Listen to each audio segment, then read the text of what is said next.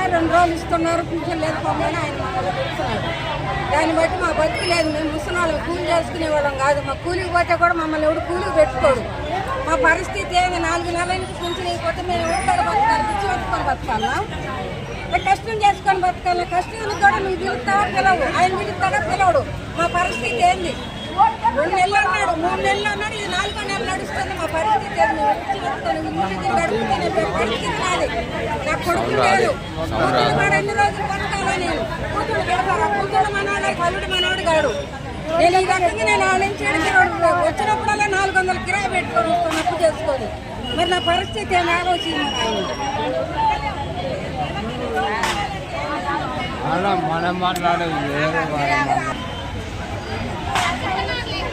అందరికీ నమస్కారం. ఈరోజు కొల్లారంలో పింఛన్ల పరిస్థితి ఎట్లా ఉందంటే పాపం చాతగాని ముసలోళ్ళు ఇవాళ ఈ కాలం ఎట్లా ఉందంటే కాళ్ళ నొప్పులతో ఆల్రెడీ బాధపడుతున్నారు.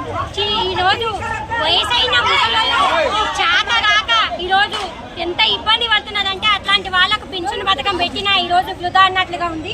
ఎందుకంటే ఈరోజు పింఛన్ కోసం చూసుకుంటే నెలల తరబడి ఆఫీస్ చుట్టూ తిరగాల్సి వస్తుందే తప్ప వాళ్ళకు మాత్రం ఎటువంటి లాభం లేకుండా పోయింది.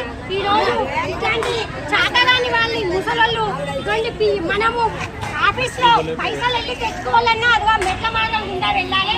ఈ రోజు ఆ మెట్ల మార్గం కూడా పెద్దగా కరెక్ట్ గా లేదు. ఈ రోజు చేతగాని ముసలోళ్ళు కర్ర పట్టుకొని నడిచే వాళ్ళు, కండు లేని వాళ్ళు, అట్లాంటి వాళ్ళు ఉన్నారు. ఇవాళ మనిషి కూడా పట్టుకొని పోవడానికి కూడా పైకి లేదు. అట్లాంటి పరిస్థితి కొల్లారం ఉంది. ఆల్రెడీ ప్రజలు చాలా ఇబ్బందికి గురవుతున్నారు.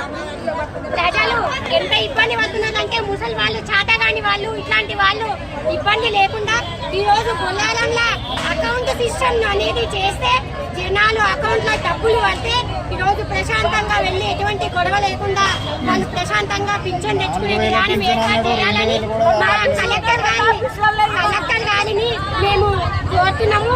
మరి ఈ రోజు చిన్న చిన్న గ్రామాల ప్రజల దగ్గరికే వెళ్ళి ఈ రోజు పింఛన్ ఇచ్చే విధానం ఉంది.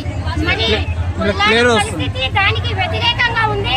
మరి పొల్లారంలో పింఛన్లు కూడా ఎక్కువ కాబట్టి దయచేసి కలెక్టర్ గారు ప్రజలకు, మా పొల్లారం ప్రజలకు ఇబ్బంది లేకుండా పింఛన్ అకౌంట్ వేసే విధంగా ప్రయత్నం చేయాలని మా పొల్లారం ప్రజల తరఫున, ఇవై చాతగాని ముసలి వాళ్ళ తరఫున మేము వినతి చేస్తున్నాం. మేడం, అందరూ మీకు ఒక్కటే ప్రార్థన మేడం, అందరికీ అకౌంట్లు వేస్తే వీళ్ళ కష్టాలన్నీ తీరిపోతాయని నేను కోరుకుంటున్నాను మేడం.